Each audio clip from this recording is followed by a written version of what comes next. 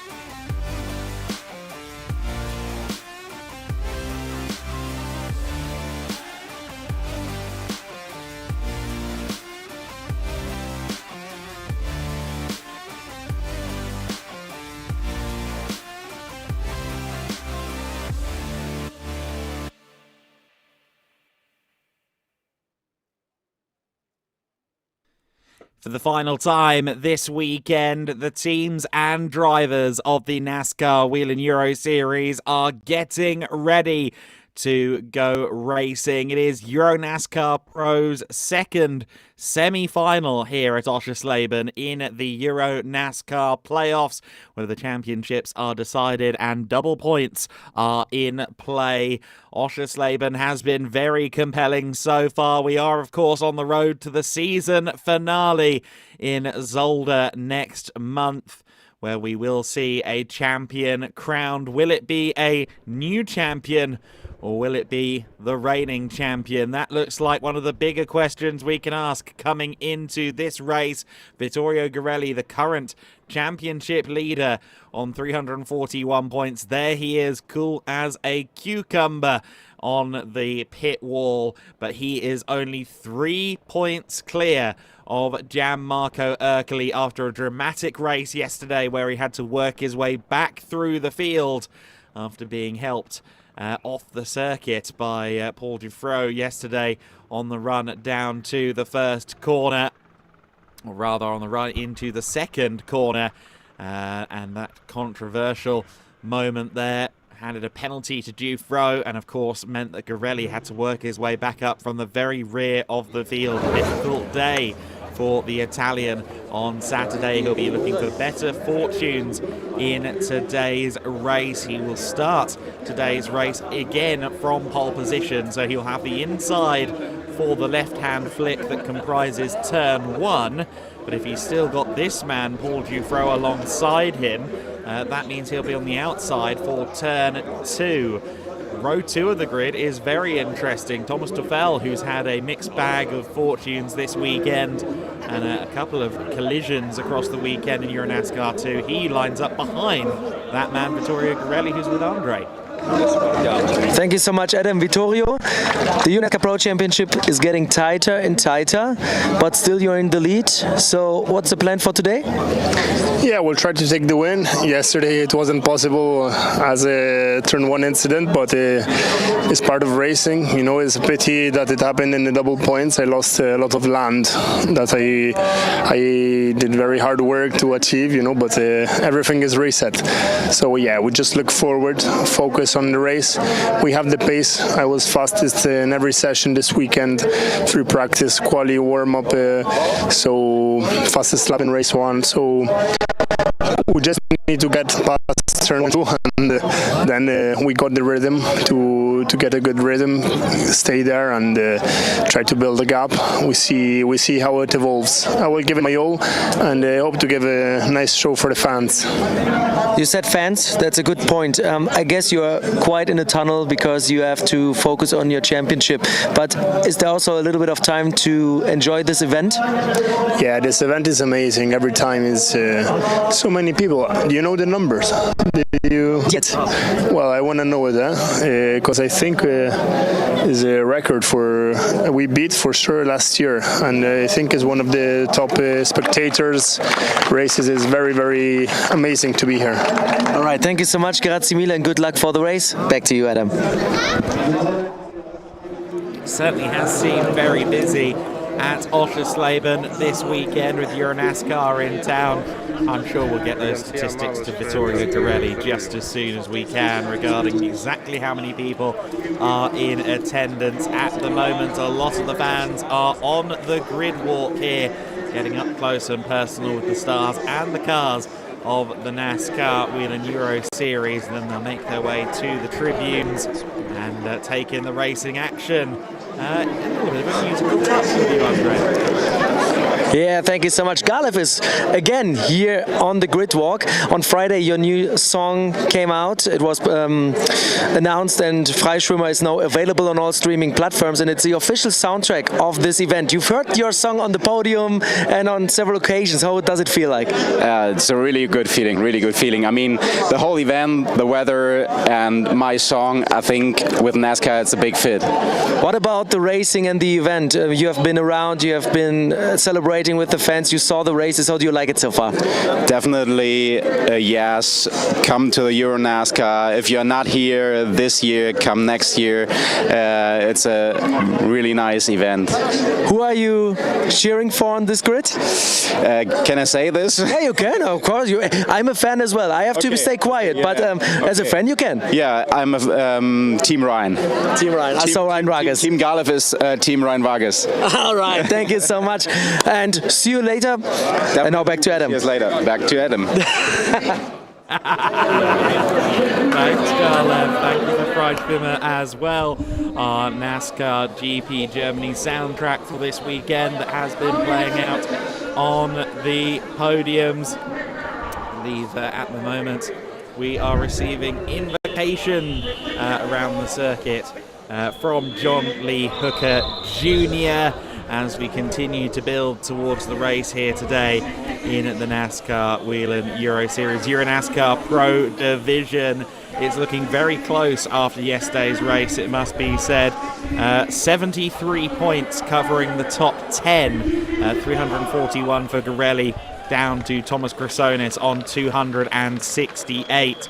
And with over 240 points left to score in terms of race victories, and a further 24 points still left to score for most positions gained for those maybe starting a little further back in the order, it is still possible really for anyone in that top 10, if there is enough going on at the front of the pack that hinders the championship contenders, then you could see someone like even a Martin Dubeck, who, lest we forget, is the championship leader in EN2, doing well. Paul Dufresne is with you, Andre. Yeah, thank you so much. Secret signs behind the camera from Franck Violas, your team boss. I don't know what that meant. It just means he will go to the spotter platform, so goodbye and good race. It just means that. All right, thank you so much. So, yesterday it was an intense race in EuroNASCAR Pro. How are you feeling today? Really good, better than last night. So yeah, really good. I'm really happy of the car we have. So we will see the race. I think we have a good place to be first at the exit of T2. So yeah, we will see. So no special plan, just flat out, right? Yeah, like usual. Yeah, the plan is to not lose a point on the championship. The race yesterday wasn't the best choice for the championship for us. We lost kind of a lot of points, and just now we have to keep points. We have to be in the points, and so for that I hope we will win. And if we are second, I will be happy. When we have the command driver start your engines, I'm always in front of the grid, and then I can walk down because I have to run down from the track because I have to get away. And I always see all of you guys, drivers, really focused in the car. Do you have anything you do before you start into the warm-up lap? Anything you do to get into the rhythm or into the tunnel? Yeah, it's really important to be focused, 100% focused. We are in sports. Everything is going fast. We have to be precise at the centimeter. So we have really to be really focused. And every driver has a journey. I don't routine or ritual. Yeah, a ritual. And just mine. When I put the helmet, I know that I have to change my mindset. So that's why maybe when I have the helmet, I'm not smiling like in the grid or something. But yeah, it's really, really important to be 100% focused at the first second of the race. All right, thank you so much. Good luck in the race. Back to you, Adam. Paul Giuffreau there, giving the effectively the "if in doubt, flat out" quote that Colin McRae made so famous. You'd think Paul Giuffreau would be more of a Sebastian Loeb guy, but definitely some McRae philosophy in Giuffreau's driving, always pushing to the limits. He is third in the championship at present, tied for third actually, 14 back from championship leader Garelli, along with Liam Hazelmans, and 14 points isn't a lot if Garelli were to finish fourth today and Hazelmans or Giuffreau took the victory, then suddenly they would be tied up at the top again. So it's all very close in the championship standings, which we're looking at right now. Vittorio Garelli 3 clear of Gianmarco Ercoli. Liam Hazelmans, our junior trophy leader, albeit tied in the overall and the junior trophy with Paul Giuffreau. Luca Lasser is in 5th place, ahead of Martin Dubeck, who is of course also leading the championship in EuroNASCAR 2, our sister category. Mark Goossens in 7th place. Delso, Vargas and Chrysonis bringing us down to 10th, with Massimilio Lanza, Max Lanza leading the way in the Challenger Trophy category. Some interesting drivers starting maybe a little bit further down the order than we would expect in today's race, however. Mark Goossens, for instance, is starting outside the top 10. He was right up there in the top 5 yesterday, of course, but this grid formed by the best laps from yesterday, and Sebastian Blakemolen had a very good lap in yesterday's race, Andre. Oh yes, he had a really good lap time in yesterday's race, so you're in front of the pack, a really decent starting position. But when we take a look to your left side, there's no car, so Tobias Downhauer may be missing. We don't know what happened there, we are going to check, but we focus on you. Team Blakemole, we saw a lot of pace during the whole year. Bad luck prevented you from being really on top of the standings, but in general, when you just see the pace and the performance, you still must be happy. Of course I'm happy, but I think we were able to finish on the podium sometimes, but we were really unlucky. And also this weekend we were a bit struggling. We were very fast on Friday with all cars, and then on Saturday morning when the temperatures dropped, we had no grip at the rear, and then I ended up at 13. So yesterday in the race I had a decent lap, what you already said. So I'm happy to be at least a little bit more to the front. By the way, Adam, in my ear, this is Chrysonis' spot. Chrysonis is missing, so we have to check what's happening there. And this Ercoli next to me. Yeah, that's right. No problem. All right. Yeah. So good luck and have fun. Yeah, thank you. Thank you. Back to you, Adam.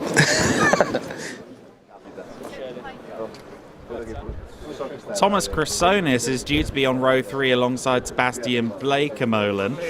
Gianmarco Ercoli is meant to be on row 4 behind him in 7th position. So interesting. Not quite sure what's going on there. If Chrysonis' car is indeed missing, I don't think I've seen it so far in the broadcast. Of course, Chrysonis having a great weekend in EuroNASCAR 2, and it would have been good to see how he performed up in the top 3 rows in the pro class, but perhaps we're not going to see him. Hopefully they get that car out there, and hopefully this man on screen, Vladimir Osiortsis, has a better day than yesterday. The brothers Erkeli are with you, Andre. Mario to my left, Gianmarco to the right. You want him to win, right? Sure, but it's his job now. So okay, I talk to him now. Okay, so Gianmarco, yesterday you did it, first win of the season. Starting position is okay, but not the best. But the car seemed really, really fast. So do you think you have a chance to end up first here? today is important. Try to improve the position. Yesterday, when I was first, I don't have the chance to take best time, but try only to have the correct way for the winner. And now the condition isn't the best, but I think lap by lap I can try to overtake 1, 2, 3. My idea is close the gap with the first row. All right, then good luck and have fun. Gianmarco, back to you, to Adam. Mario to the left of me, Jimmy to the right. There Andre is, stuck in the middle of the Erkelis. Great to see Gianmarco in good spirits, and I feel like we've seen a smile from him yesterday that we didn't get to see all year, with him on the top step of the podium for the first time. He only claimed his first victory yesterday. Has often felt a little bit anonymous this year, despite always being up there and scoring good points. But yesterday really was a statement. I am coming to win that title, win that trophy for the second year in a row. The defending champion now just 3 points away from Vittorio Garelli. And of course it was Garelli who was one of the primary contenders along with Erkeli in last year's championship battle. So history repeating itself more than a little. Vladimir Osiortsis will not be hoping for a repeat of yesterday though, Andre. Yes, Vladi, not the best day yesterday, but the performance was good. So in general, we see that the potential is there, right? Yeah, absolutely. I cannot say anything about how the things, I keep going, but there is always an end. Sometime it will finish, and I will do my best to finish this chaotic season today. We have differential issues, that's why of the spin yesterday. The team checked the car very well for today's race, and we have the speed, we are ready. And I am positive that finally we start a new chapter from today and on. But I know also Federico Monti and Alex Caffi, the team owners, and yesterday Claudio Capelli, your teammate, got the win. How was the party? Yeah, after 1 year it was amazing to see again car number 5 back in the first place. It's a new beginning, and I hope the best for the team. I am here to do again the change today. All right, thank you so much. Good luck. Back to you, Adam. Osiortsis showed great pace yesterday, running in the top 5 here at Oschersleben. Unfortunately, spun out, and it sounds like that was a differential issue then that caused that. And differential issue is no small thing on a V8 car, one as analog as these EuroNASCARs in particular. He lines up from 10th on the grid. We'll see what he can do. He is alongside Martin Dubeck in 9th on the grid. We mentioned Mark Goosen starting a little bit lower than expected, potentially based on the grid for today, which comes from yesterday's fastest laps of the race. Ulysse Delso, he can also come through the order. He's 13th, as is the man alongside him, Ryan Vargas, in 14th place. It's an interesting 7th row down there, Andre. Yes, but we have to start something different right now. I'm not a good singer, but happy birthday to you. It's your birthday. Yes, my birthday. 27 years already, and today I will be P14. It's not a good position, but I will do my best. We cross finger to, after the start, to go up and to make some place and to be on the top 10. And actually I am P8 of the championship, and we will see what happened. What would be a realistic birthday gift for you? Top 5 maybe, or top 8?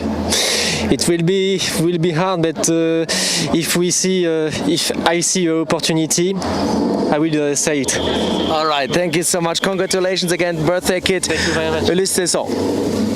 There you go, 27 years young, Ulysse Delso today on row 7 of the grid, starting from 13th place alongside Ryan Vargas in 14th. In fact, 11th through 14th is a very competitive area of the grid. Goosen's 11th, Fabrizio Armetta in 12th, who has been sensational at times this year for the club Motorsport. And then Delso on his birthday, and Ryan Vargas, who was of course running in the top 10 yesterday. I like the way we form the grid on Sundays, Andre. It makes things interesting.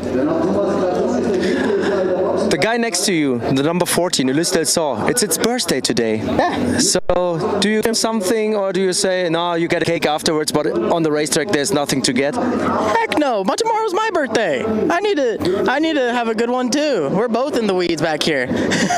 So how was the event for you so far, the whole race weekend? We've had tons of speed. P6 this morning in morning warm-up. Our critical path security, anyone.com Chevy's really good. A lot of speed, really fast. Unfortunately, we're in the weeds to start this race because I kind of was stuck in that battle of P4. I mean, from anywhere, there was that gaggle of us from like 4th to 7th or 8th, and I was in the middle of that, never got a clean lap in. So starting pretty deep here, but I got my teammate Mark a row ahead of me. Got a couple good cars back here with me as well. So the objective here is just to move forward and get track position. All right, thank you so much. And now from me, the NASCAR Whelen Euro Series Hoosier TJ reporter. Back to you, Adam. I see what you did there, Andre.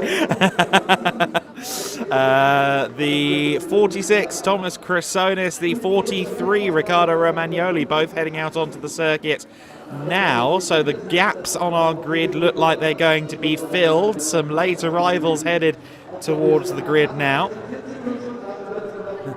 Ryan Vargas always gets his sponsors in, and as we said yesterday, an interesting new sponsor on his car actually being anyone.com, which is Racer Sardeja involved in that business. So a little bit of synergy among the EuroNASCAR competitors.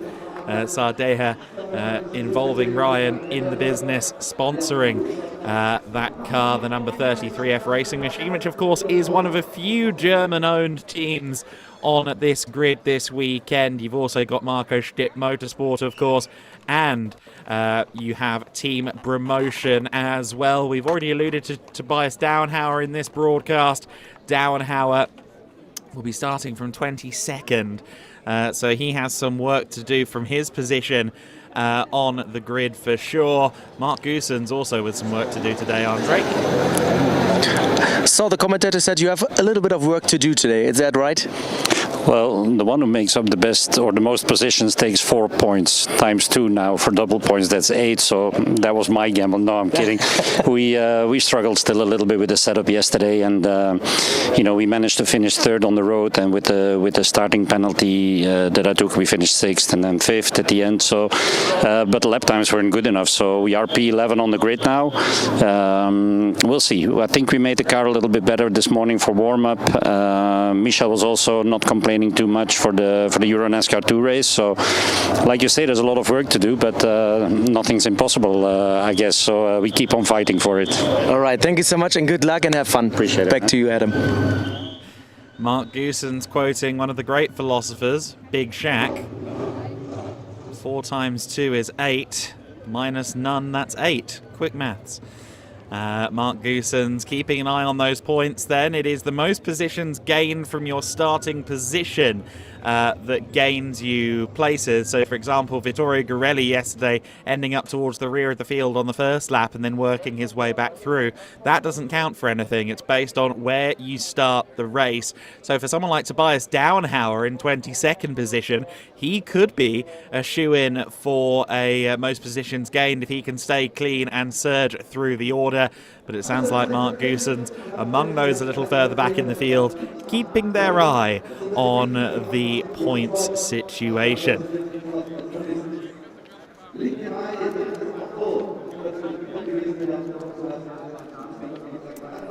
So then, right, Andre, over to you again, mate. Yes, because we saw the 46 car arriving a little bit late. Thomas Krasonis, can you tell me what happened? Why you're late? Well, it's very simple. Because of the contacts that we had in the previous race, we had some damage on the car. So it was just maintenance, and repair. We had to wait for the officials to check that, everything is according to the rules. And as soon as we got clearance, we put the car and we came back to the grid. So all good. Everything's fine, so you're ready to fight? Of course we are ready to fight. First time P5 in the Pro, we need to make it count, All right, then good luck and have fun. We go now to the national anthems. Thank you. Anthem time coming up here at Oschersleben.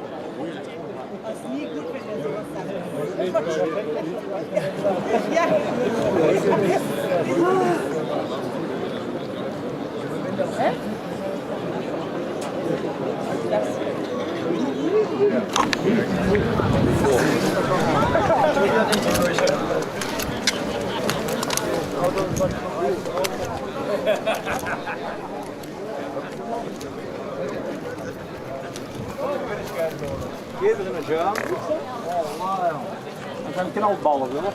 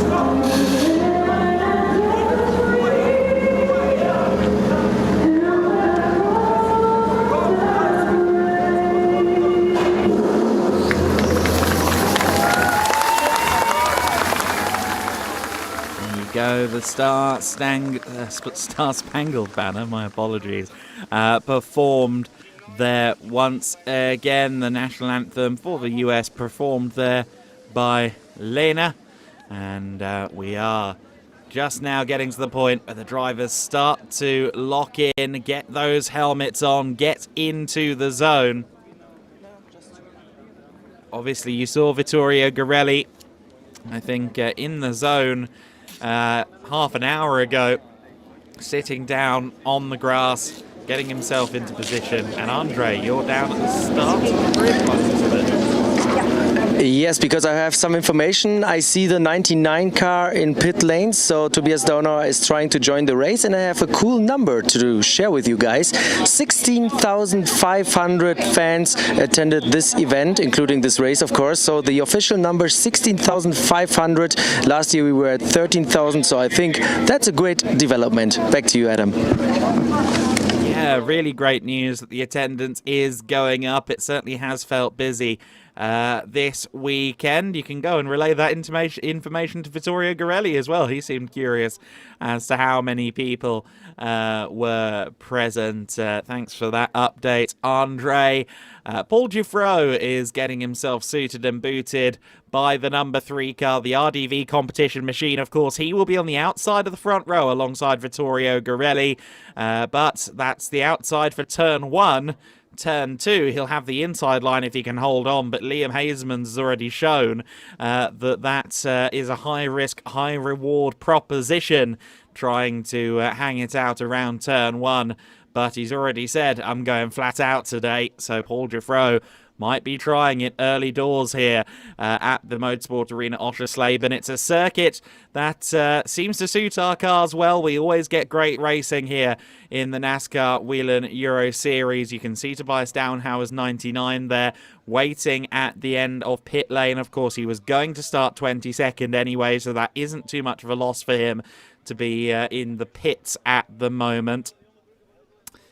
But a very, very interesting race in prospect for the championship, certainly with Gorelli and Erkeli separated by just 3 points starting on that front row. Hasemans, Erkeli starting a little further back, but Hasemans and Dufro are tied on third in the points, 14 back from the leader Gorelli, and of course that means that 4 of the top 4 in the championship, 3 of them are on the first 2 rows of the grid. Gianmarco Erkeli a little bit further back today. We saw him near Sebastian Bleekemolen, so he's down in 7th on the grid for today. That means he's got a little bit of work to do versus yesterday. Of course, he won the race, but he didn't really manage to dip into the 32s. In fact, he didn't dip into the 32s. It was a 1:33.095 that was his best lap of the day. So unfortunately, he has some work to do in the 54 today, but let's see what kind of race car he's got underneath him. It certainly looked like a car that could take him to a podium today.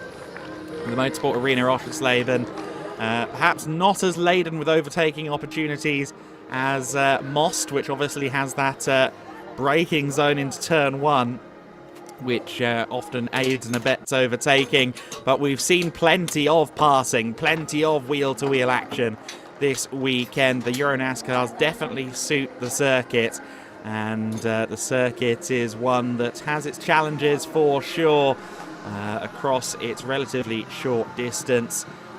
We even saw Jack Davidson earlier on in EuroNASCAR 2 going around the outside at turn 11, so clearly just about anything is possible if you really want to have a go at it in these EuroNASCAR machines.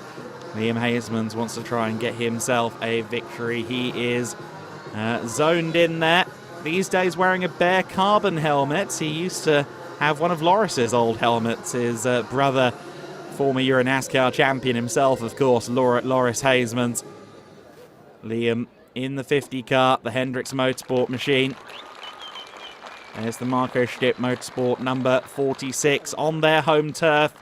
Thomas Crasonis will be looking to try and get one of his better results of the year in EuroNASCAR Pro. Lest we forget, it wasn't so long ago, back at Brands Hatch, that we were talking about Crasonis' first EuroNASCAR 2 podium.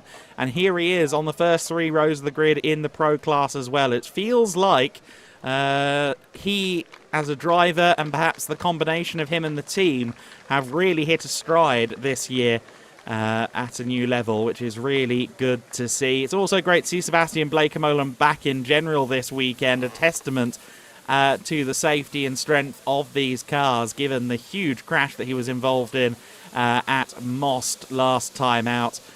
Didn't have the best of runs on Saturday in qualifying or the race, but he did get a quick lap in during yesterday's race, and that means he is now 6th on the grid, and that could be a very handy spot for the driver of the 69, who is unfortunately long since really out of championship considerations with a couple of different big crashes he's had this year.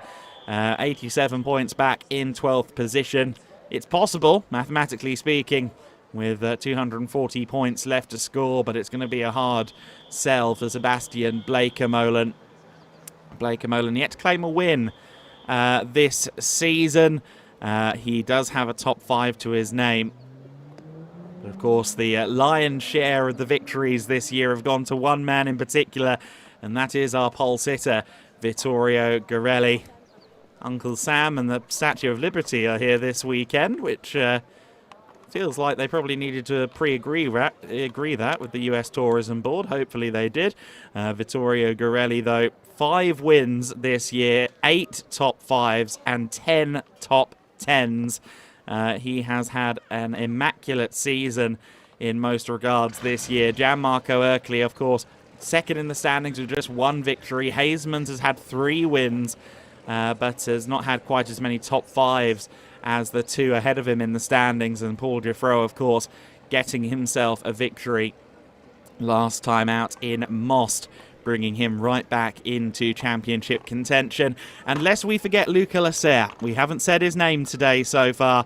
Lasserre starts a little bit further down the grid in the 33. He is 8th, but he's also still right there in the point standings in 5th position. The command is going to be given in just a few seconds. Famous words in motorsports. Please welcome US Consul Courtney Mazzone. Drivers, start your engine!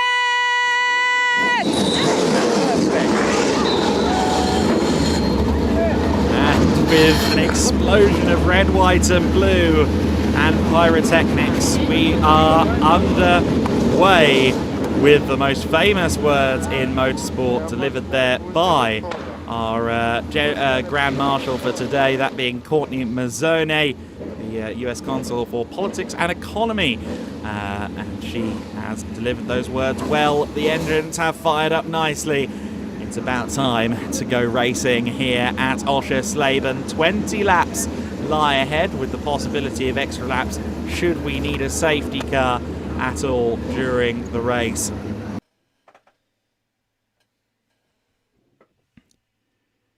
It's been a weekend of twists and turns across both categories. Championship implications are plenty. And of course, with double points on the line, it means that those in a strong position in the championship are desperate to retain that strong position.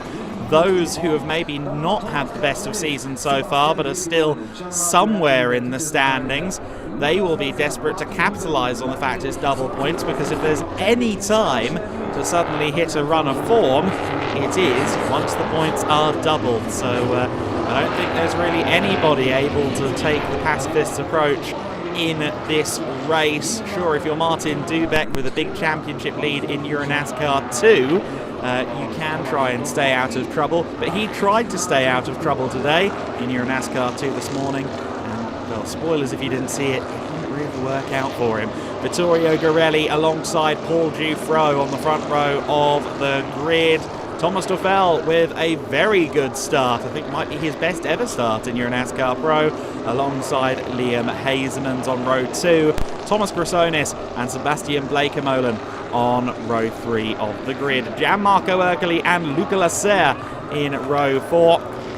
Dubeck and Siotzis on row 5. Mark Goosens and Fabrizio Armetta on row number 6.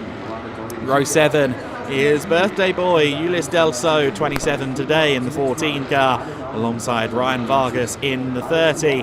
Riccardo Romagnoli and Max Lanza are next, with Liam Lambert and Victor Neumann bringing them down to 18th on the grid.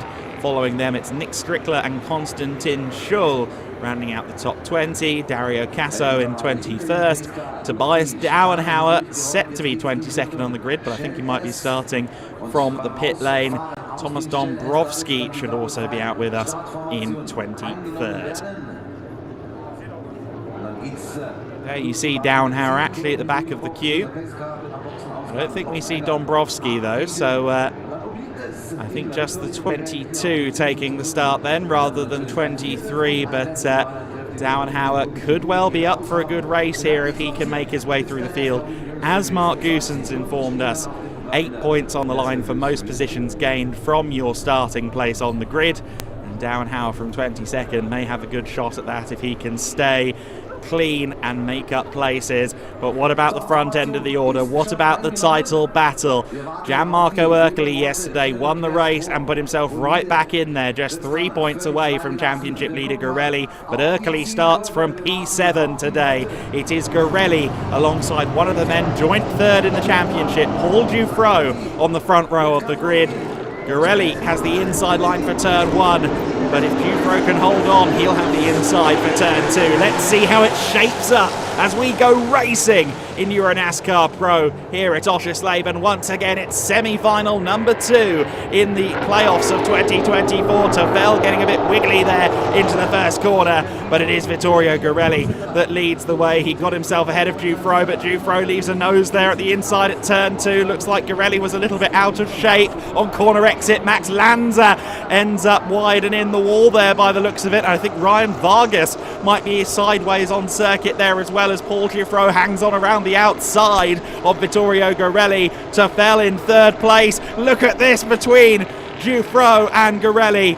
Giuffreau was on the grass there, managed to keep it in a straight line. But you can imagine how tense he was in the shoulders there, trying to hold the car straight across the dirt. It is Vittorio Garelli that leads the race halfway through the first lap, but drama's going on further back in the field. Not everybody getting to the first sector point. Looks like it was Max Lanza for sure, and I think perhaps Victor Neumann didn't get to the first sector either. We'll have to keep an eye on that and figure it out as we go. Oh, straight across the circuit there has gone the 43 car, Riccardo Romagnoli, rejoining the race just about. But an interesting first lap there. Paul Giuffreau did everything he could to try and lead across the line at the first lap, but he didn't manage to do so.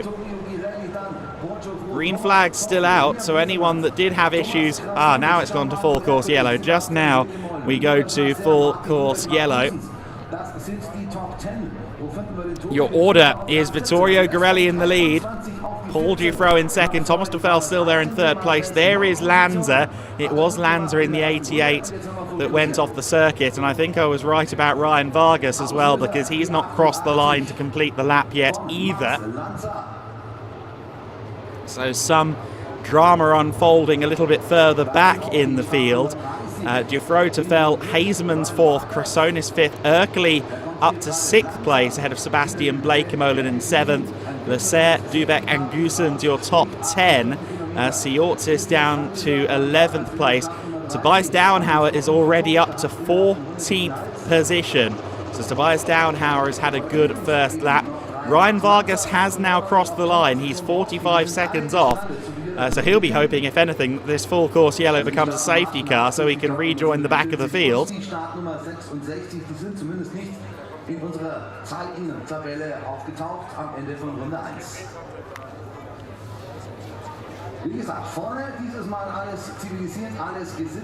But that was a heavy hit for Lanza. We saw him out of the car, which is great news. We get a look back at the start of this race. Giuffreau was squeezed a little bit there by Garelli into the first corner.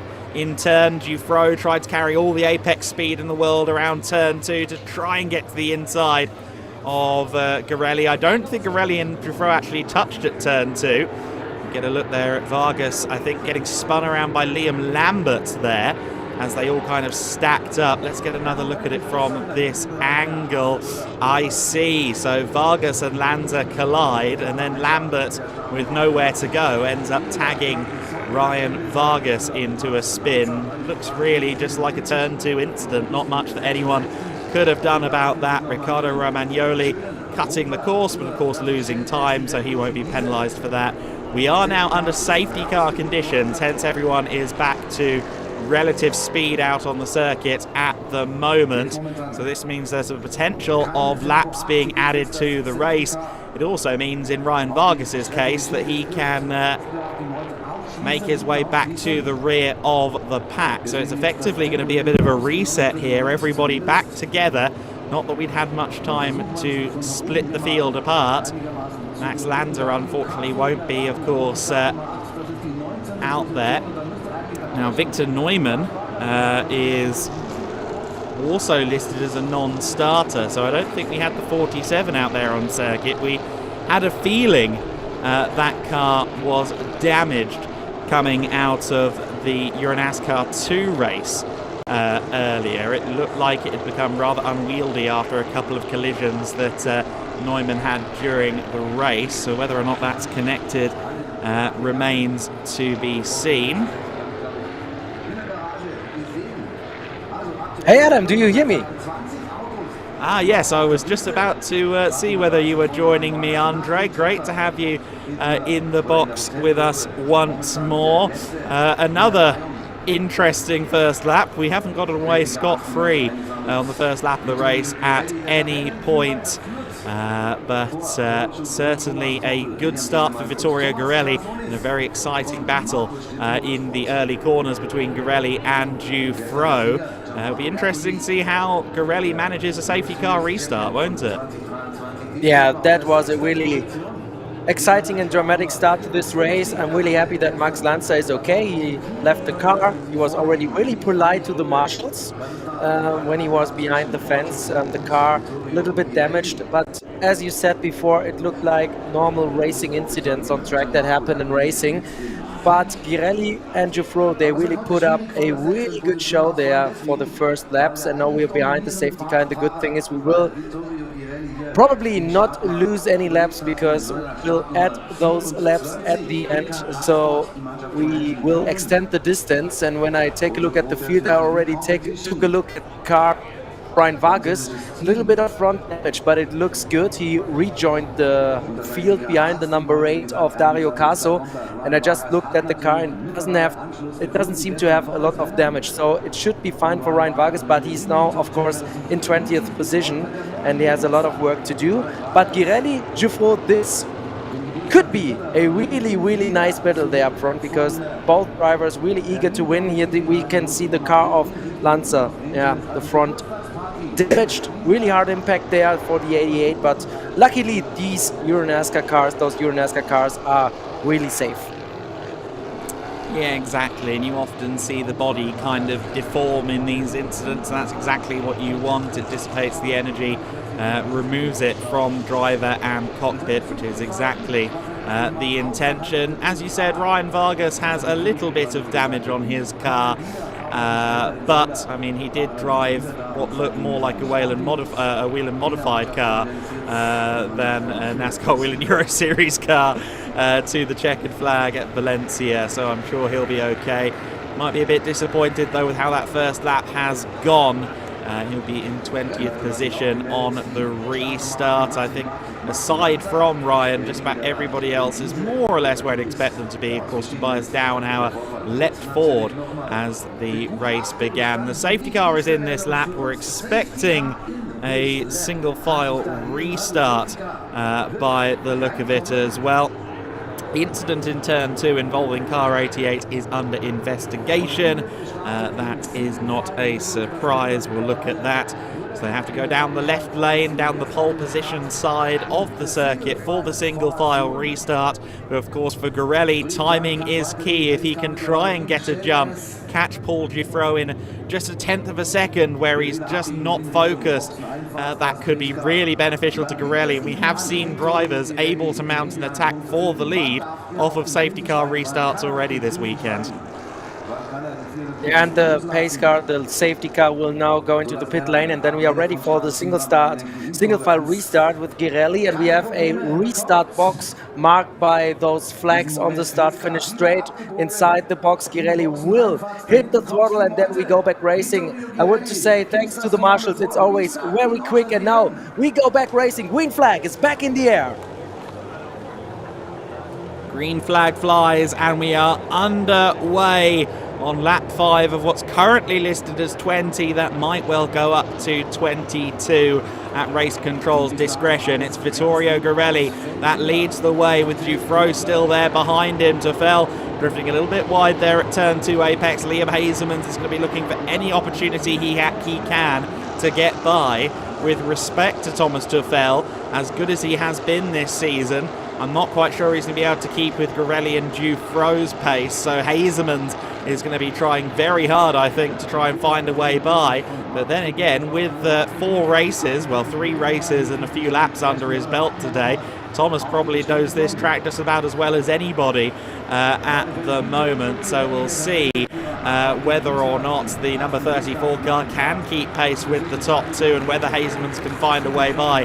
Thomas Grossonis also really impressive that he's up there in the top 5. He's got the small matter of Gianmarco Ercoli behind him in 6th position, though. You can see the dust getting kicked up, everybody using as much track as possible. The ruling on the track limits this weekend is effectively, if it's there and it's solid, you're allowed to use it, and some drivers taking that to the very extremes. As you can see, they're flirting with the gravel trap through turn 13. But actually, look at this. Toffel, if anything, closer to Dufro than Dufro is to Garelli. So perhaps it's Paul Dufro who needs to watch out here. Yeah, Thomas Toffel with a really strong pace here. We have a little bit of damage on the 21 car, the Lux Motorsport Chevy, driven by Liam Lambert, who tasted blood. And we have the next incident. Oh, the 43 car. Yeah, Romagnoli. Not the first time we've seen him in strife today. He cut the course on the first lap, avoiding an incident, and wasn't able to avoid whatever incident has happened there. I think that was down at turn 12 that he was limping along beside the barriers. The 21 and the 43, the two cars involved apparently, so it seems like Liam Lambert has had a role to play in that in the Lux Motorsport number 21 car, as Romagnoli limps back into the pit lane. And for Romagnoli, that's a big disappointment. Was running well in the Challenger Trophy class, of course, only 11 points off of Max Lanza, who leads the way in Challenger Trophy. So that's actually a big development within the Challenger class. Yeah, and it's dedicated to the elite amateurs in EuroNASCAR Pro, and there may be a big shakeup after this playoff race. Remember, we have double points on the line here at the Motorsport Arena Oschersleben, and double points also during the big final at Circuit Zolder in October. So those retirements, the DNFs, they play an important role in the playoffs. Girelli has taken the lead, and he has a comfortable lead on Dufro. He has still Toffel behind his back, and then we have Liam Hasemans. Grossonis, he's really comfortable at the moment. He's also very self-confident when he gets coached by the 4-time champion Alon Day, who is also on side to support the Greek drivers. So Grossonis gets more and more hungry to get those results in for Marco Stipp Motorsport, the German team that is celebrating its home race here in Oschersleben as well as Pre-Motion with the 99 and 77 car. Konstantin Schöll at the moment in 15th position, but Pre-Motion had a really nightmare weekend here in Oschersleben so far. But still the fans supporting the German teams, Marco Stipp Motorsport, Pre-Motion, and as well 3F Racing with Ryan Vargas on board of the 30 Chevrolet Camaro. So we have some local heroes here on track. Absolutely, 2 laps added to the race distance, so 22 laps as anticipated is now the target we are shooting for. As we saw there, Martin Dubeck on the back of Sebastian Blekemolen, that is for 8th place further back in the queue. Regarding Thomas Grossonis, running well there in 5th place under some pressure from Gianmarco Ercoli. It felt to me like the turning point for him was getting that podium in EuroNASCAR 2 at Brands Hatch, and then over the summer seemed to find something a little bit extra as well. Came to Most with form we hadn't really seen from him in quite some time, and the Marco Stipp Motorsport 46 car now running well up there towards the front of the field in EuroNASCAR Pro, currently holding the driver who's second in the championship, yesterday's winner and the defending champion, Gianmarco Ercoli, at bay. Yeah, and then we have Luca Lasser in the 33, one of the most experienced drivers on the grid. I know that Luca Lasser is a little bit sick during this weekend. Nothing serious, but he's not at 100%. But still, when he's putting the helmet on, it's like he's forgetting that he's a little bit sick. So he's still performing really good. And then we have Sebastian Blekemolen, who's trying to find back the form he had last year. Team Blekemolen, a championship contender, a race-winning contender. But this year, it was like a curse. But he tries everything to get those bad results to the past, focusing on the future. But at the moment, Blekemolen and Goossens inside of the top 10 in the Team Blekemolen cars, and I think the performance is fine also for Vladimiros Tsotsis. Bad luck over the season, but still, when he's having a good day, we see that the potential is there, right? No, absolutely. And yesterday, up until that moment, ending up in the gravel, it was clear that Vladdy had a car underneath him that he was confident in, that he was willing to fight up there at the sharp end of the order. And Vladimiros Tsiotsis is a proven race winner in EuroNASCAR. We've seen a lot of him in 22 and 2023 with the Cypriot flag worn as a cape on the podium, often on the top step of the podium. I'm sure that in 2025 he's going to regroup and see how to get back to the Tsiotsis of old. Thomas Chrysonis dropping back a little bit from Hazeman's in 4th place. It's almost what we saw yesterday at this point with Mark Goossens leading a big train, isn't it? Incidentally, Goossens this time is in the train. He's in 10th position, just ahead of Vladimiros Tsiotsis.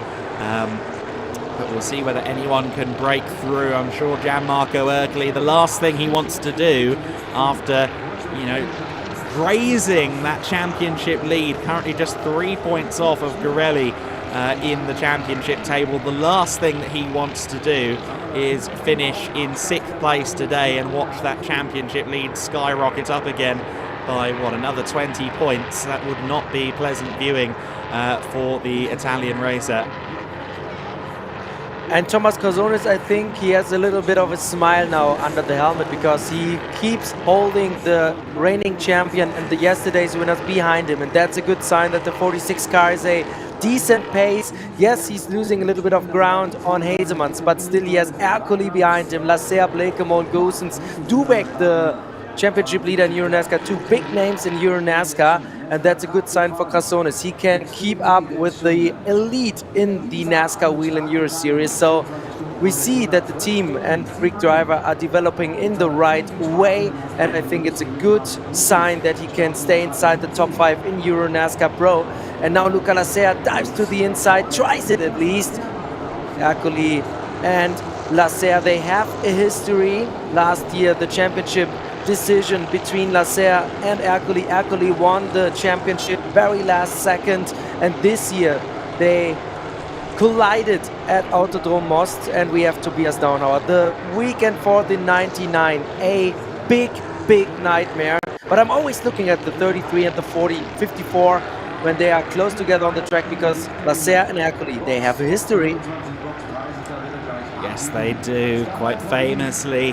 Lasser was close to winning the title last year at Zolder, but it wasn't to be, ended up going in favour of Gianmarco Ercoli, and I'm sure that still lives in the memory of Lasser as he was campaigning for that title last year. Paul Dufresne putting the pace on, was a bit quicker on the last lap than the man ahead of him, Vittorio Garelli. Looks like he wants to get past. I think Paul Dufresne's confident that he's got the pace in the car, and he's also looking at Tefel and Hazeman's behind and thinking, I'm not sure I want to be directly ahead of you guys for too much longer. If I can get ahead of Garelli and then use him as a bit of a shield, that might be useful. I thought Thomas Tefel might not be able to keep pace with these two, the Challenger Trophy driver, but I underestimate him. He's come on so far in this second full season of EuroNASCAR. We've talked a lot about it in EuroNASCAR too, but now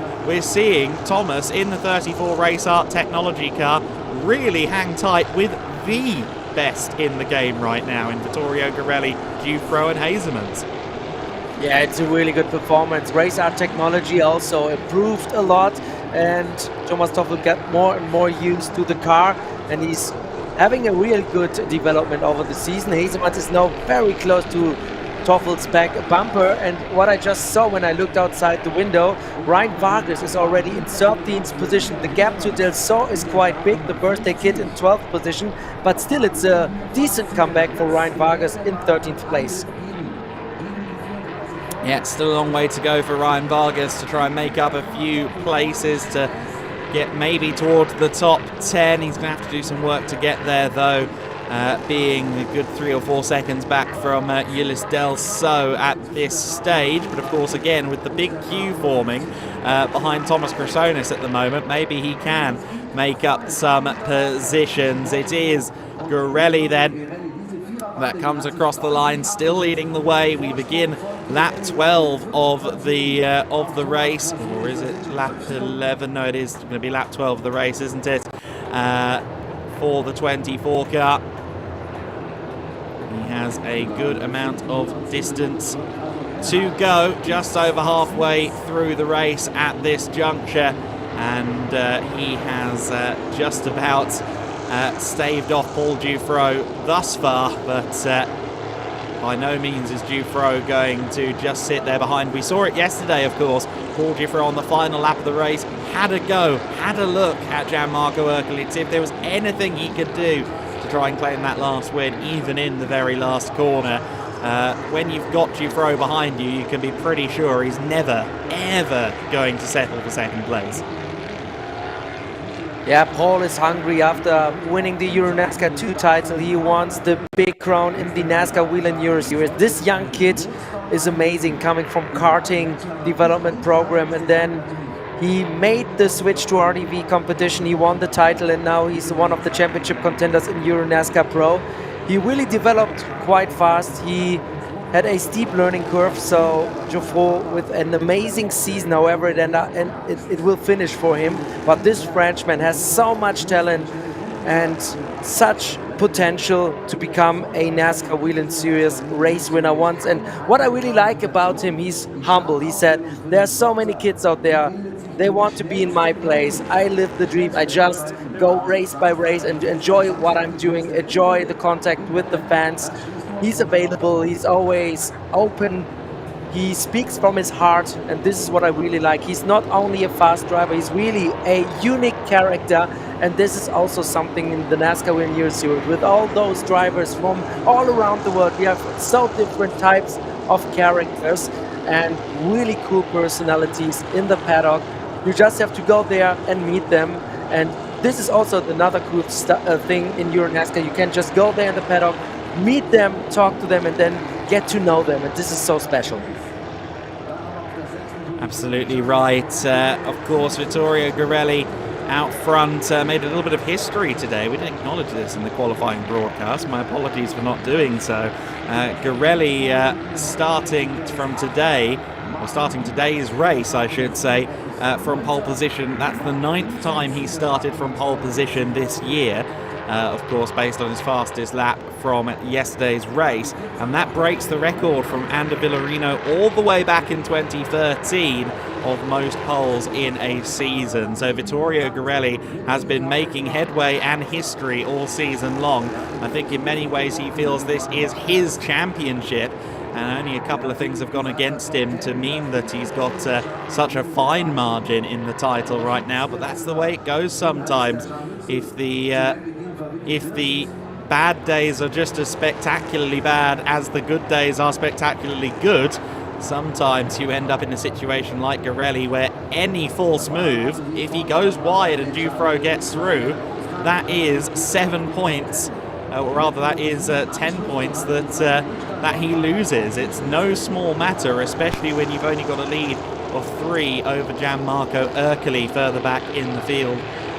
It's very difficult stuff for Vittorio Gorelli. Ercole, though, having, I think, not a difficult day as much as a frustrating one, because I think he's got a quicker car underneath him than Chrysonis ahead, but not so quick that he can find a way past. It's good driving here from Chrysonis. He's not making the mistake of being overly defensive. He's just getting on with it, putting the car where it needs to go, and keeping Ercole and indeed Luca Lasser at bay. Yeah, Ercole, I think also that he would be a little bit quicker if he passed Chrysonis, but I think also that Ercole, who matured a lot, has the big picture in mind with Lasser now on his back bumper. Lasser dives to the inside. Can he make something now? Lasser tries it, but again, good defensive work from Gianmarco Ercole.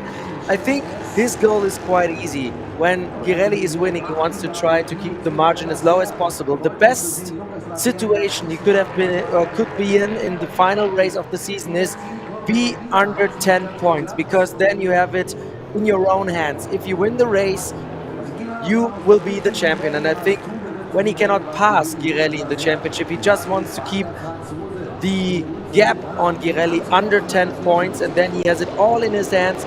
When he wins the final race, then you can really make the difference. And this is what Girelli, what Ercole is trying to do.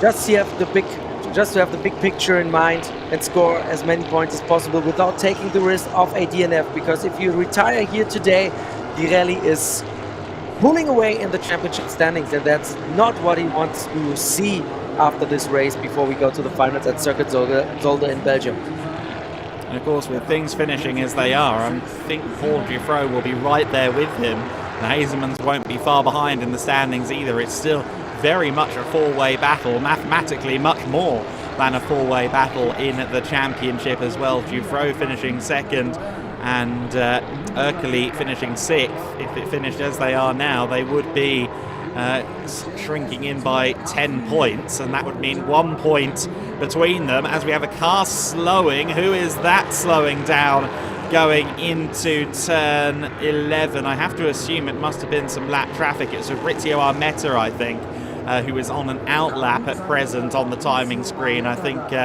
both Club Motorsport cars, him and Riccardo Romagnoli, have been in the pits, and I think Armetta was just getting out of the way there. So thankfully not one of our leading contenders. Being a white car, I thought it might have been Hazemans, but of course thankfully he's now got a blue rear quarter on that car.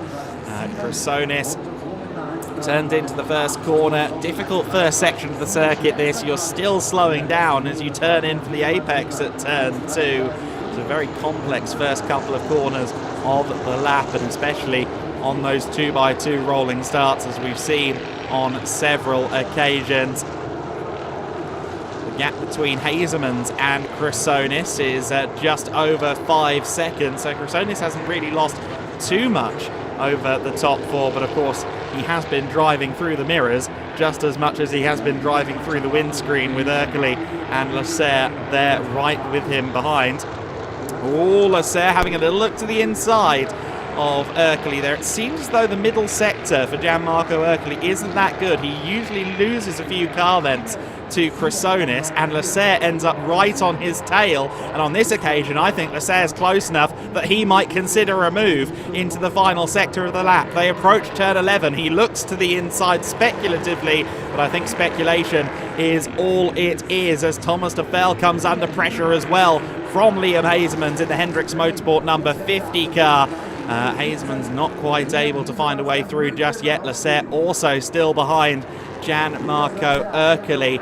It does seem as though that middle sector is where Ercole struggles just a little bit more than either of the cars ahead or behind him. And Hazemans gets it wrong, gets it on the grass. Will he stay on the circuit? No, he's on the gravel.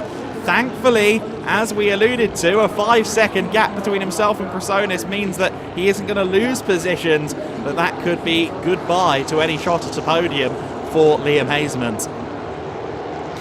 And we have another battle inside this race. We have the Endurance Teams Championship in 2024, a new concept where one team that is equal to one car in EuroNASCAR sums up all the times of all races, all 4 races. So if you share a car, you score the time with your teammate. If you are doing both championships like Thomas Chrysonis, it's up to you. And at the moment, before this race, we have 3 cars within 1 second. Thomas Chrysonis at the moment leading the Teams Endurance Championship here at the Motorsport Arena Oschersleben, ahead of the 69 Blake Molen and De Groot and Martin Dubek in the 7 car. So if Chrysonis will end up where he is right now, ahead of Blake Molen and Dubek, Markus Stipp Motorsport 56 team will win the Teams Endurance Championship round here in Oschersleben. No double points in the Teams Championship, but we sum up all total times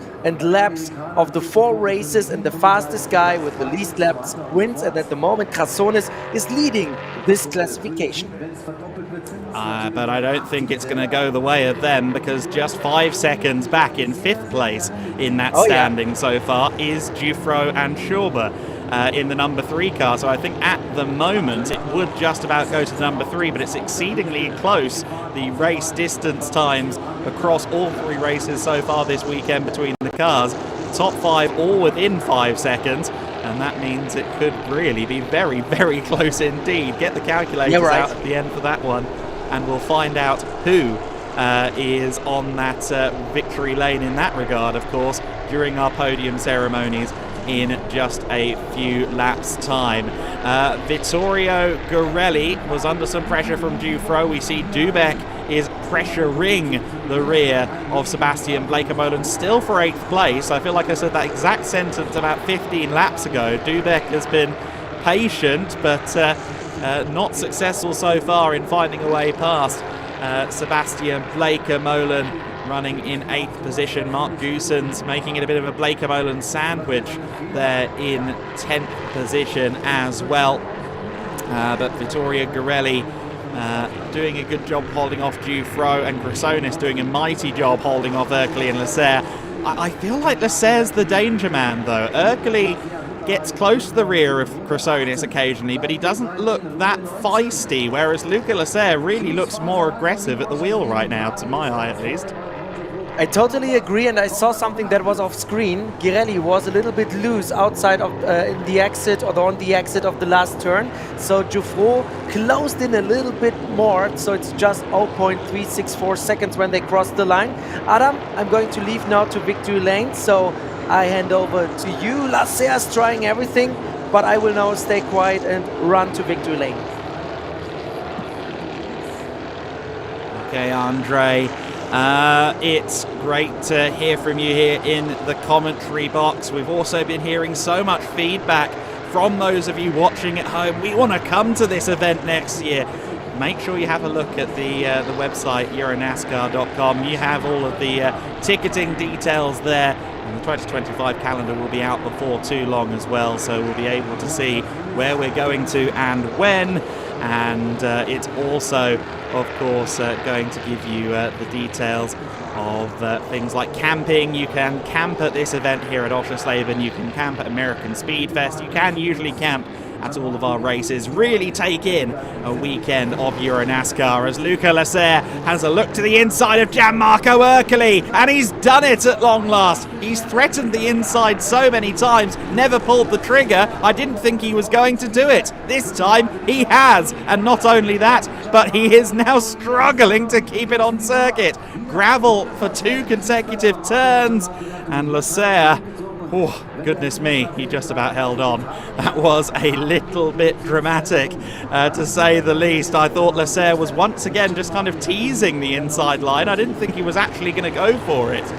But on this occasion, Leclerc has managed to get through into 6th place, and that's critical for the championship, not just for Leclerc, of course, who is still certainly a contender, although he is going to drop back from Girelli a little bit further.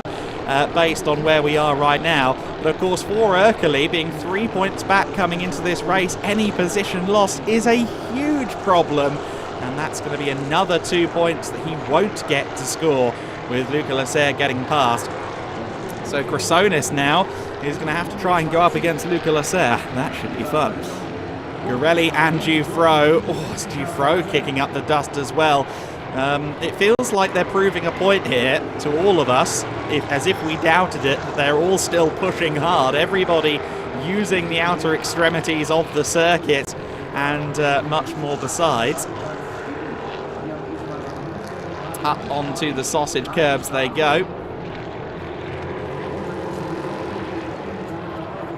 Really using all of the track they can with just 2 laps left to run now. They will begin lap 21 of the adjusted 22-lap race distance this time by, and once again it feels like towards the end of the race, as he did to Gianmarco Ercoli yesterday, Paul Dufro is now pressuring Vittorio Girelli that little bit more. Maybe, just maybe, he's been driving smooth, trying to save a little bit of tyres, and now comes the time to push.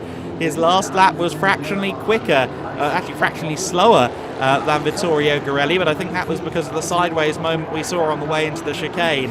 It does look, though, as if Paul Dufro may be able to do this if he can just have the door open at an opportune moment there's by no means a guarantee that Vittorio Garelli can hold on. Garelli has been in precious situations for, well, as long as Paul Giuffreau has been racing.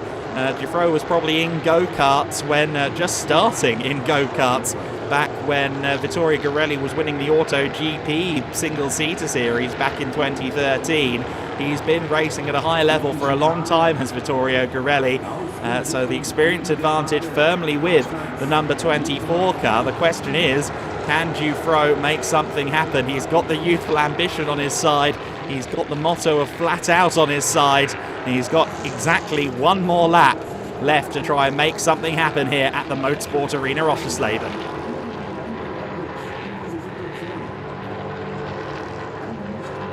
They round turn 14 for the 21st time of what should have been a 20-lap race. The safety car laps were added to the distance, so we now begin lap 22.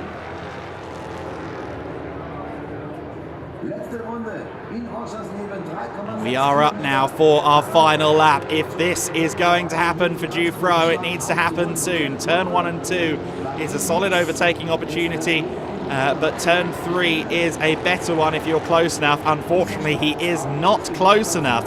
But we've seen Giuffreau really attack the middle sector, particularly that chicane, on several occasions. Don't be surprised if he finds a car length or two through this sector. He is going to give it everything. He is going to use everything in this final lap of the race. Garelli will be keeping an eye on Giuffreau. Giuffreau a little bit later on the brakes there as they pass through the western wing of the Oschersleben Hotel, looking over the circuit. Let's see how they go through the triple.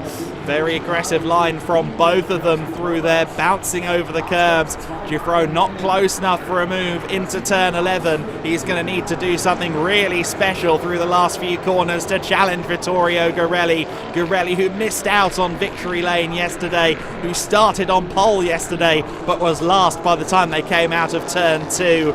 Things did not go to plan for PK Carsport or their Italian superstar on Saturday here at Oschersleben, but on Sunday the forecast is much better. Vittorio Garelli in the German sun rebuilds his championship lead with a victory in the playoff semi-final number 2. Vittorio Garelli takes the win. Giuffreau is second place, a wonderful third position, a podium in EuroNASCAR Pro for Thomas Tuchel in third overall, winning the Challenger Trophy comfortably as well with that result. Some fighting going on further back across the line, but I don't think there were any major changes of position on that final lap. Hazeman's held on to 4th place. Lasser got to 5th position, so Thomas Chrysonis fell back behind Luca Lasser towards the end of that race. That's certainly interesting. So Chrysonis fell back behind Lasser, who was really charging in the final stages of that race.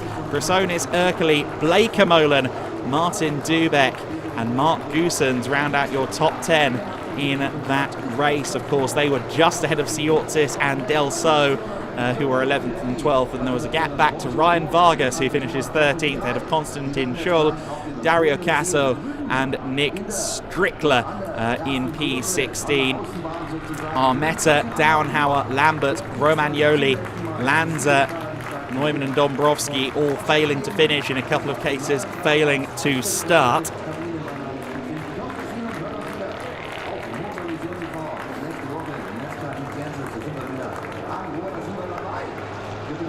It's been a wonderful weekend of action here at the Motorsport Arena Oschersleben, and again, if you're watching along at home and you want to be a part of this, keep an eye on EuroNASCAR.com for the 2025 calendar, which should be with us before too long. Full details of how to come along and enjoy the action will be clear. Of course, if you're local to Zolder, why wouldn't you come to the playoff final next month on the 12th and 13th of October? That is going to be grandstand viewing. A championship will be decided, and on this day here at Oschersleben, Vittorio Garelli has put the championship a little bit further into his favour.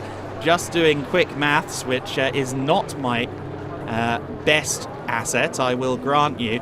I believe that his championship lead will now grow quite significantly. I think it will still be Gianmarco Ercoli who is second in the points, but it's going to be very close between Ercoli and Dufresne. In fact, I think Dufresne, 24 back from, funny enough, the 24 with my very quick maths, might well be second in the points now. I think Paul Dufresne second in the race might translate to second in the points, with Ercoli finishing 7th.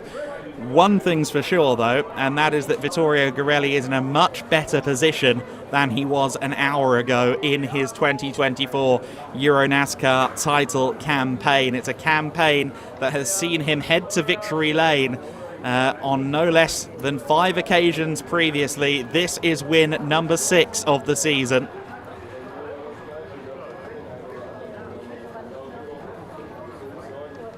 It has been searing performance all year long from Vittorio Garelli. We get a look back at the start of the race. Garelli did get a very good launch and managed to lead it comfortably into turn 1. Just squeezed Dufresne enough there, I think, to make sure that Paul wouldn't be alongside him through 1 and 2. Dufresne would then try and get to the inside line, having a little bit of issues there with that replay. But yeah, Dufresne tried very hard on the first lap, of course, to try and get by Garelli. I think he sensed that first lap was always going to be the best opportunity. Worked hard to try and get there. But Vittorio Garelli, as we've said, vastly experienced driver at high levels of motorsport, and he just put the car in the right places, squeezed Dufresne out onto the gravel coming out of turn 3 on that first lap as well. Did exactly what he needed to do to cross the line first. And the driver who already has broken the record for most poles in a season has taken more wins this year than I think he has in the rest of his career combined, Vittorio Garelli.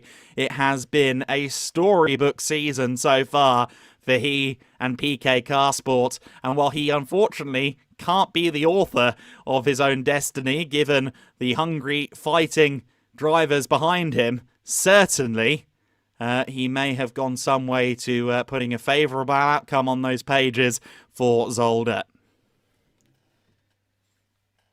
The fans, I'm sure, have had a great time watching that race unfold. Many of them now will funnel down to the podium to see the celebrations firsthand. They've had EuroNASCAR racing to enjoy this weekend. They've had demo sessions from local car clubs, and they've had sidecar racing, an interesting combination of thrills for the driver, for the fans this weekend. Every weekend in EuroNASCAR has a slightly different feel to it in terms of the support categories, in terms of the atmosphere, what the local promoter does to make it feel special. And our wonderful promoters and partners here in EuroNASCAR definitely work hard to make sure our events are a spectacle. 16,000 people have taken it in this weekend. And as Andre chats to Vittorio, the number 24 car will very soon have its driver climbing on board. Last time he tried this, he did stumble a little bit. Hopefully it's a clear dismount this time for Vittorio Garelli. Sunday has gone pretty much perfectly to this point for the driver of the 24.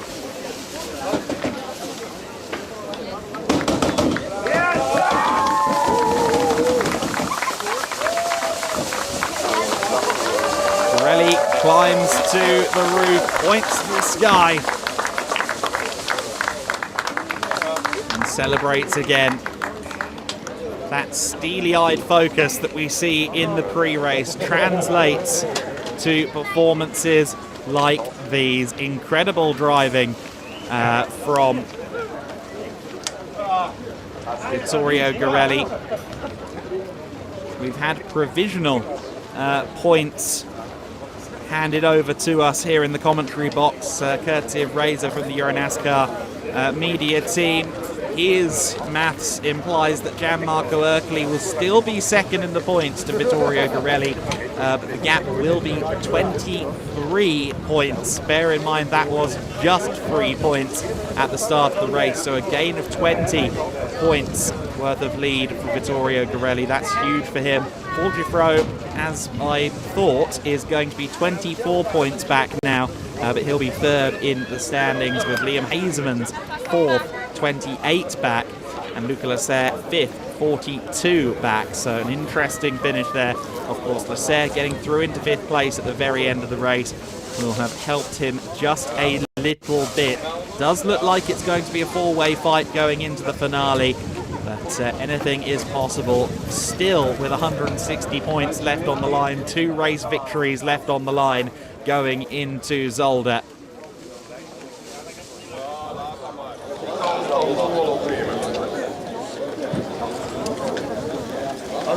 Girelli is with Andre. Yes, before we talk about the details of the race, you extended your championship lead to over 20 points to the closest rival.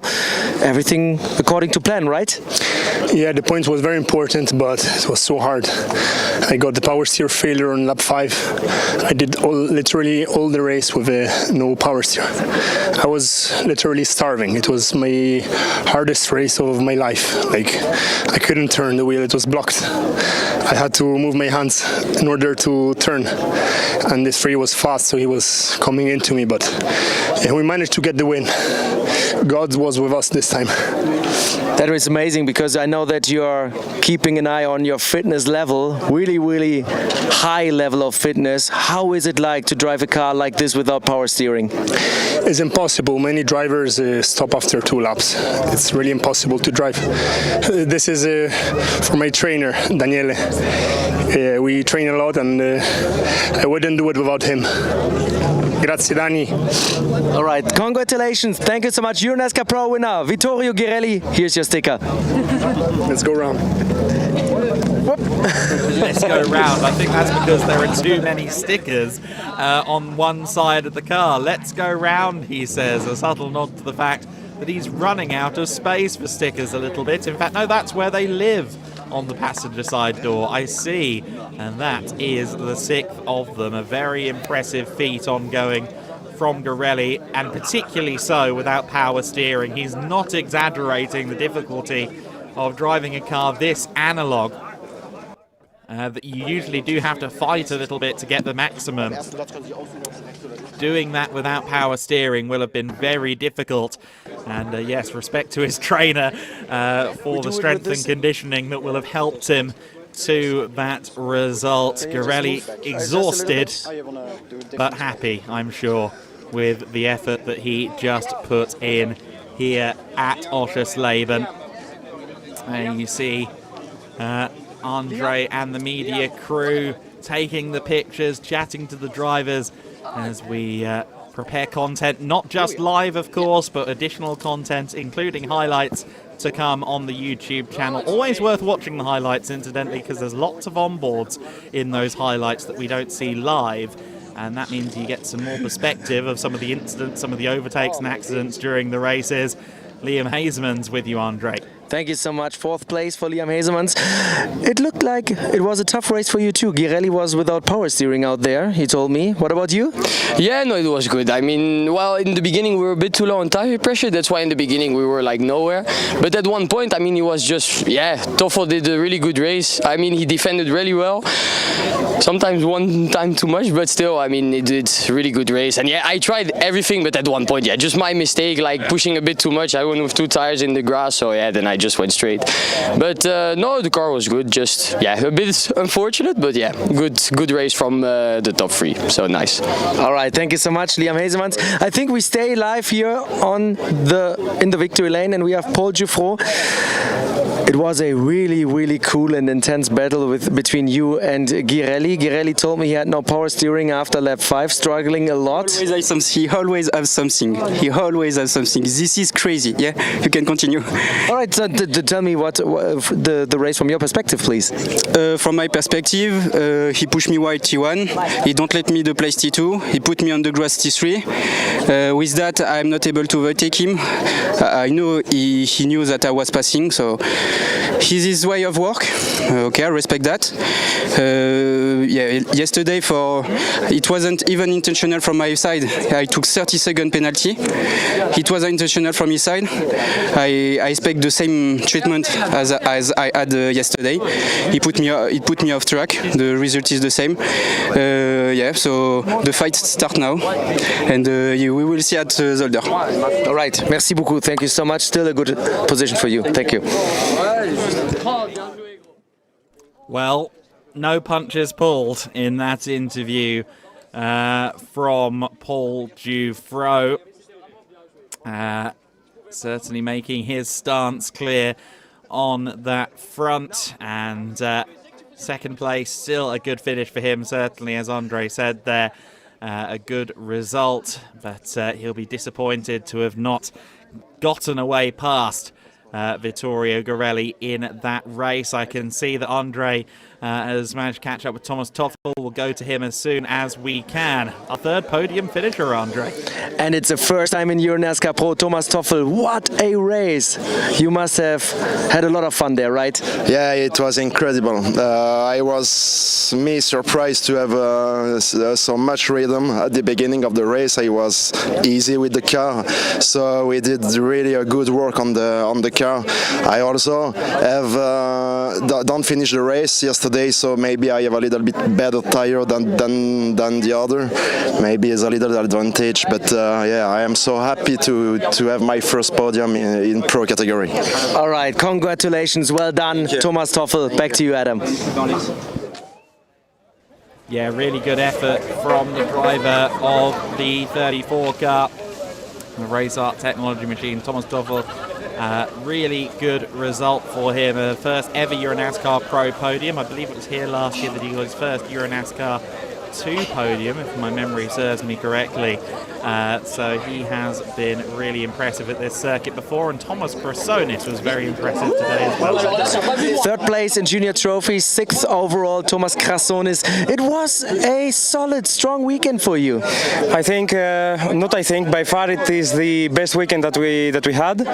Our strongest for sure. We show that we can have the pace to fight with the big guys in front. You know, it was an interesting race. It is very difficult, as you know, to hold this type of drivers behind. I was fighting with the air quality for all the race, and then Lasser came and I made a mistake and he passed me. So for me it was the full race on red, you know, full push mode. So yeah, I'm happy with the result, happy that we didn't crash, that we didn't have any issues in the start, and yeah, now finals, you know, nothing more to say. I have one question. I said in the broadcasting you have a big smile under the helmet when you see Gianmarco Ercoli, the reigning champion, behind you, Luca Lasser, one of the most experienced drivers, behind you. You said you fought with the big names. I say you belong to them now. Hey, okay, step by step we are getting better every day. We work a lot together with Alon and the team, Marco Street Motorsport, to arrive you know, on this level, and I like to think that we are getting better every day. So I want to have solid finishes. I'm still looking for a top 5. I'm still looking for podiums. You know, we are improving constantly. So yeah. Perfect. Congratulations, Thomas Krasonis. Back to you, Adam. Thomas Krasonis having a very good race for sure. He reckons that's his best weekend yet, and it's hard to argue against it, certainly.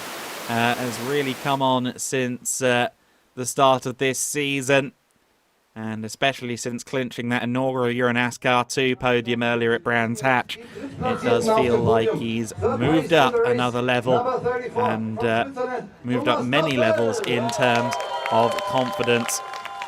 The podium is ongoing as I see it. Thomas Toffel there embracing Vittorio Girelli as he comes up onto the podium. Paul Dufro claiming the second position. I somehow doubt there was an embrace between Dufro and Garelli, given what we heard in that interview a few moments ago.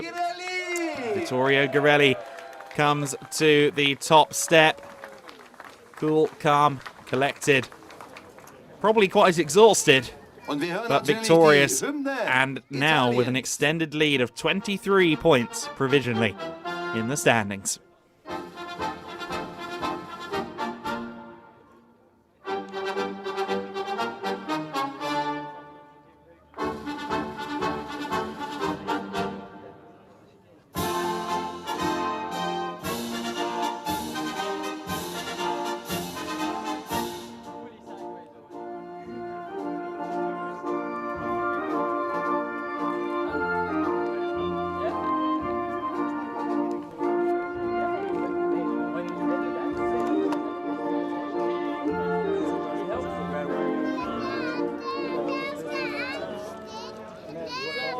Vittorio Garelli, Sieger im Oschersleben. Jetzt geht's los mit den Trophäen.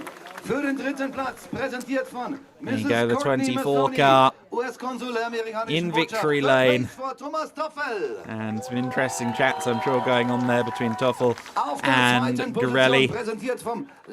I think prior to this race, not the best weekend for Thomas Toffel. He had numerous dramas, but he ends it on a proper high with third place. Second place going to Paul Dufro. And the winner's trophy in its impressive glory is handed over to Vittorio Garelli. That was Courtney Mazzoni, our Grand Marshal, Martin Sticknot and Tamara Zichon presenting those trophies. Dignitaries from around the sporting and local culture communities. Did he drop his trophy? I think he dropped his trophy. Oh dear, that's not great. But otherwise a very good day. And Paul Dufro goes to spray his team in the champagne. In fact, no, just the fans. Anyone, in fact. Andre, run away, mate, if you haven't already.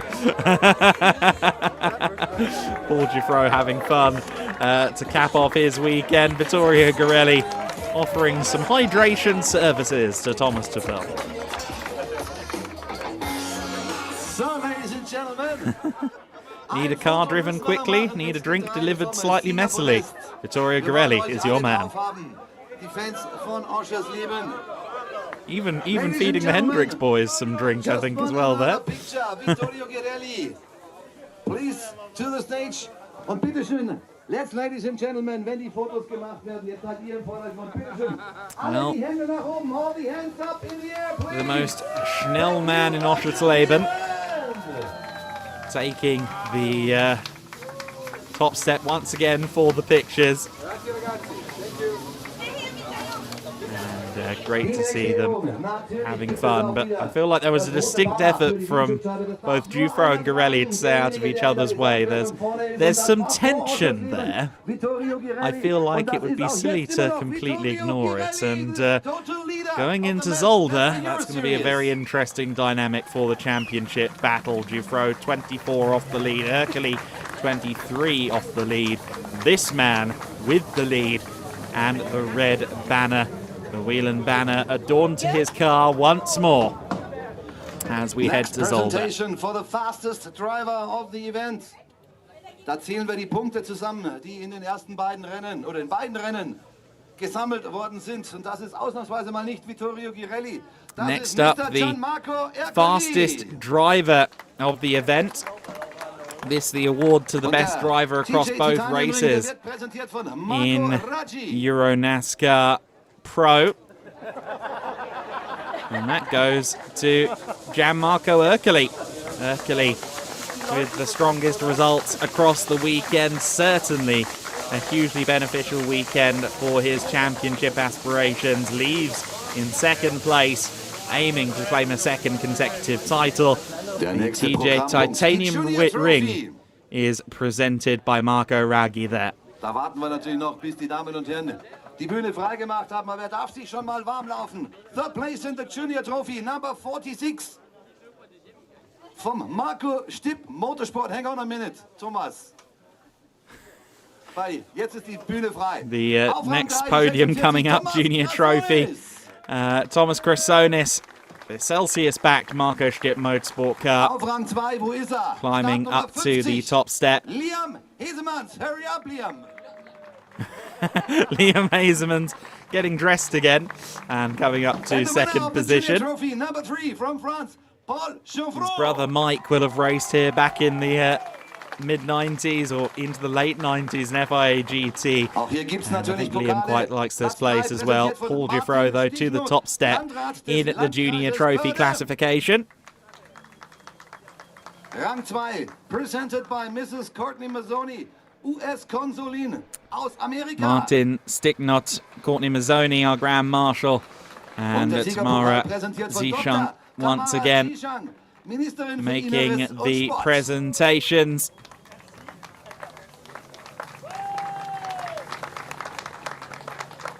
We thank them for taking part in this weekend. We also thank once again the provider of our official theme music for this weekend. To my memory, the first time we've had bespoke theme music for one of our EuroNASCAR rounds, the official soundtrack of the NASCAR GP Germany, Freischwimmer by Garlev.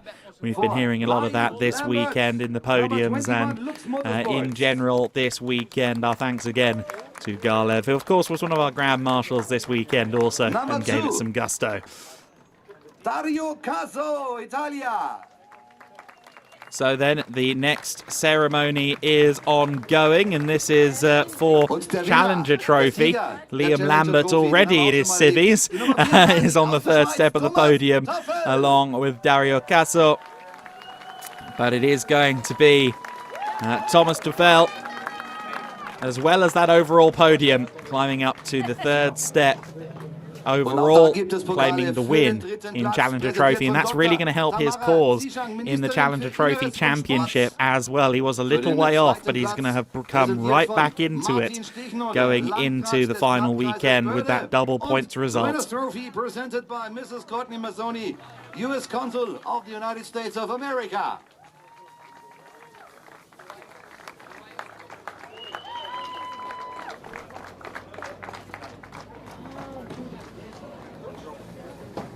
Race Art Technology, this has been a very successful weekend. We've still got, of course, the endurance teams presentation to come, I believe. We spoke about that a little bit during the race. According to what I have in front of me, it looks like Marco Stipp Motorsport have done enough with the 46 and Thomas Chrysonis to win the combined classification across the four races, which is very impressive indeed. I thought that Giuffro and Schauber had done enough on that front, but apparently no, it goes to... no, actually, I think the podium sheet that I've been given is the wrong way round. Yes, it is. Because Chrysonis getting the third step, the number 50 car of Linster and Hazeman's getting the second step, and counterintuitively to what's written on my sheet, it is the RDV competition car of Giuffro and Schauber that wins across the four races, the Endurance Teams Championship that turns the four race distances into one big race, like a multi-stint endurance race. I did say the top five were within 5 seconds, and I thought the RDV competition were in position to take it. And sure enough, by the skin of their teeth, RDV competition have yet more silverware coming home to their base in France ahead of next weekend in Zolder. Liebe Motorsportfreunde, liebe Fans der NASCAR Whelen Euro Series, mit diesem Applaus verabschieden uns wir offiziell aus der wunderschönen Magdeburger Börde von der NASCAR Whelen Euro Series in Oschersleben. There you go, our team's Endurance Championship.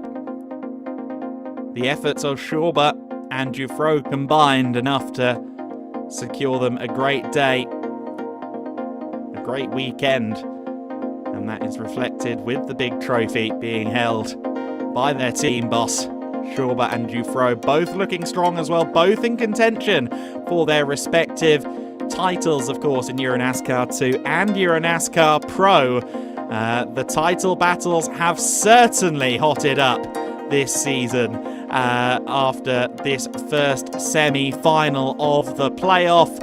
And as they celebrate the final podium of the day, we will have a look back at the brilliant race here at Oschersleben.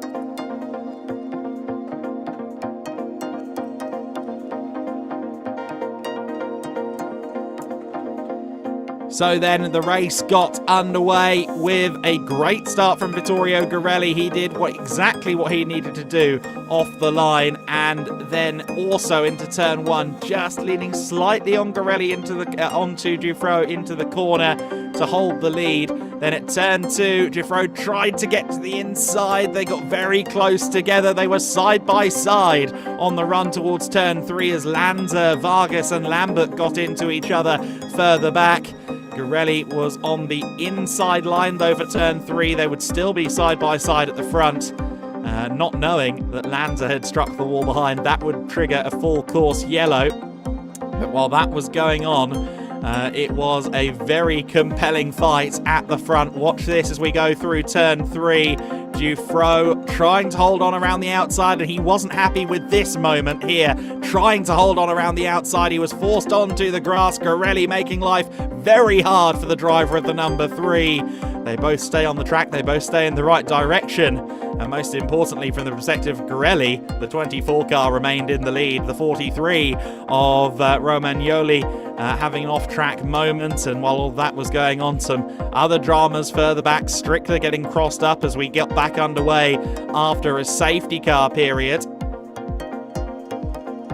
But at the front of the order, Hazemans was really finding it hard to get past Thomas Toffel, and eventually he'd have to settle for fourth place after this moment, straight lining the first corner, getting onto the grass there on corner entry. Did well actually to not end up fully in the gravel, but that was the moment where fourth place became the reality for Liam Hazemans, and for Thomas Toffel it was the moment that he claimed his first overall podium, of course, in the NASCAR Whelen Euro Series Pro class. A great day for Toffel.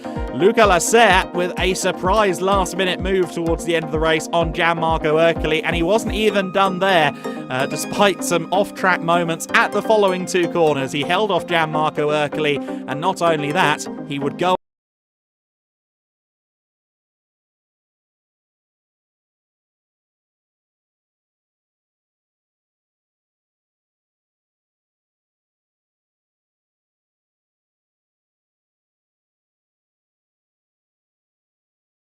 playoffs as our championship leader. Garelli has led this championship more or less the whole way. Can he finish the job in the Circuit Zolder on the 12th and 13th of October? That's going to be the question on his mind. I feel like I know the answer that he would give us. Let's see if anyone can contest the run and the reign thus far of Vittorio Garelli. Make sure you join us in October as we go racing in Zolder. This man, Paul Dufresne, third in the standings. He'll be looking to disrupt the title battle. Gianmarco Ercoli, second in the points. Defending champion, looking to try and come from behind to secure a second consecutive EuroNASCAR Pro title. With double points on the board, 160 left to score, it could go any of many ways at Zolder. Make sure you tune in, make sure you join us to find out how the season concludes in 2024.